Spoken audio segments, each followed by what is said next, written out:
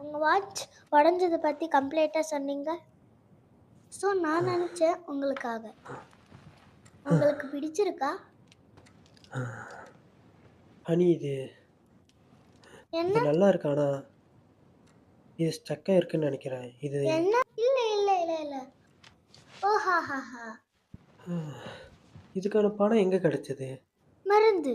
நான் அதிகமான மருந்து வித்தேன். ஓ! நல்லது. நீ அடமானத்துக்கு உதவ ஆரம்பிக்கலாம். ஆமா, நீங்க விரும்புனீங்க.